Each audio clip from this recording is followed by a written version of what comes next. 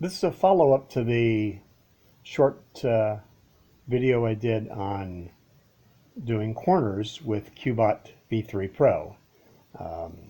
This is how to connect the corners across the border or across the middle of the quilt and make them line up again. This works on horizontal. It also works on vertical. Although if you're doing it vertically, of course you can only quilt as much as the throat space on your quilting head will allow, so you have to do that in pieces as you go along. You do that in a normal case, except at the beginning and at the end of the vertical where it's going to connect with the corner piece. And that part, you'll use the same process we're going to go through here. Since this is on the horizontal, you can generally do the entire horizontal in one long stitch, which is what we're going to do here on a small scrap fabric. I preset it with the left and the right corner using the same rope design or French twist design as the previous video. In this, you do not have to use designer as long as you're using a single pattern. So we'll use regular pattern quilting.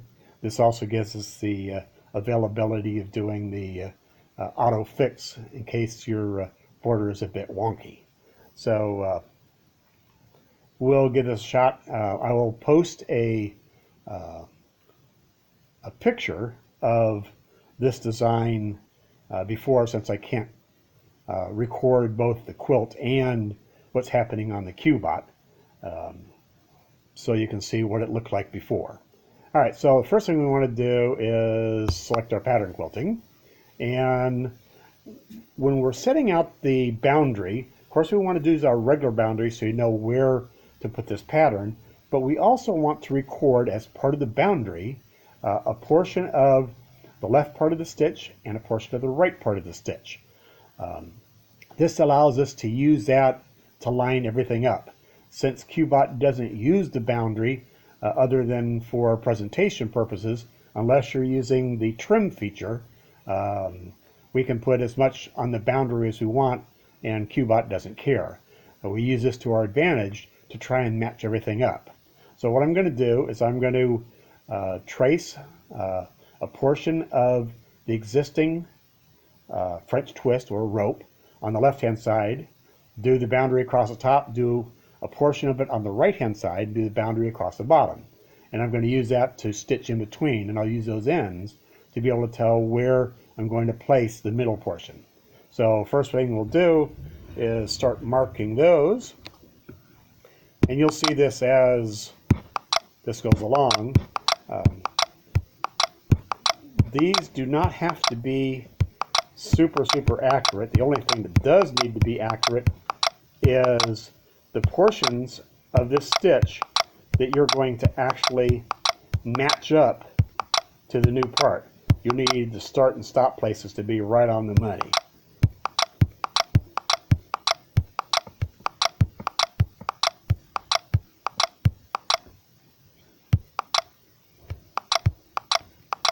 All right, so now we'll start doing the real boundary portion.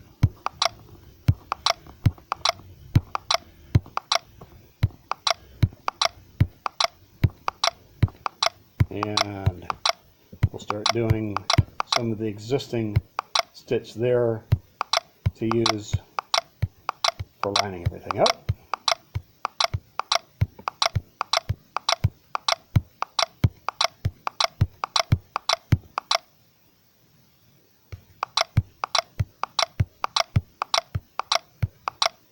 Since this part here is the part we're actually going to be connecting to, we want to get this as accurate as possible.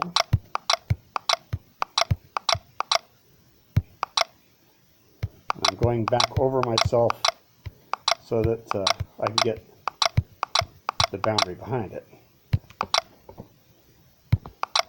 And again, this part has nothing to do with the actual stitching, since I'm not going to be using the trim function. If you're going to be using the trim function, this doesn't work very well. since it's going to try and trim what we're actually marking out here.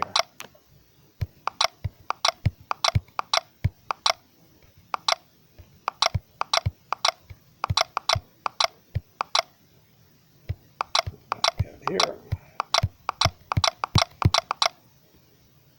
All right, now we've got, I'm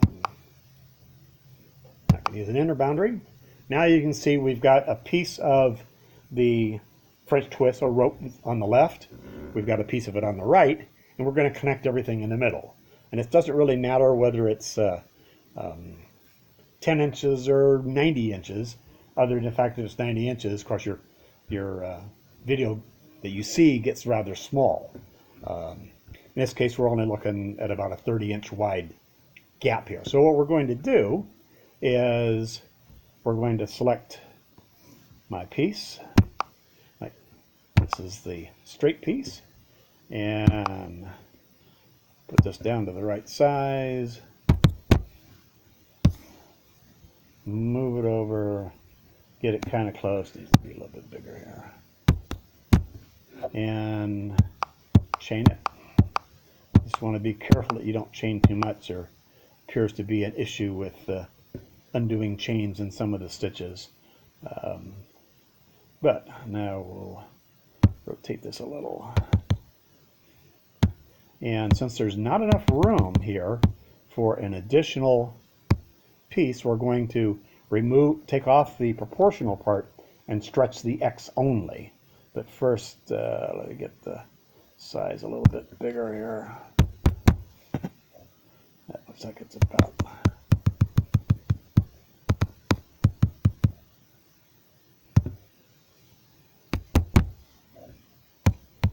All right.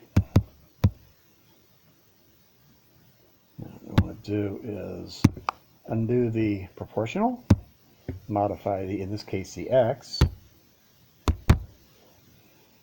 and be aware that the longer this chain is, the more effect 1% has.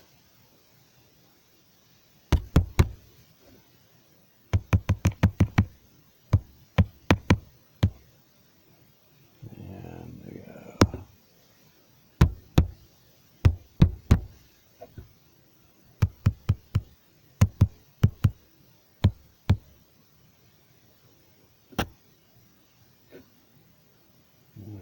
Change the Y just a little tiny bit bigger. There we go.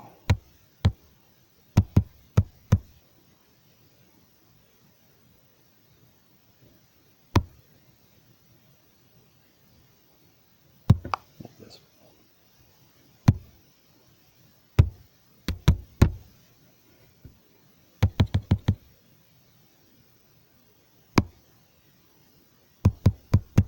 That's where it takes a little bit of fooling around to get it right.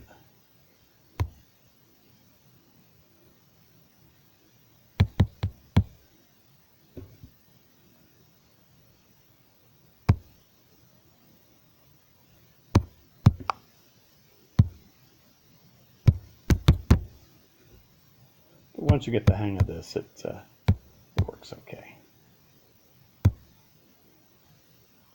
All right. We now have it ready, and let's select that.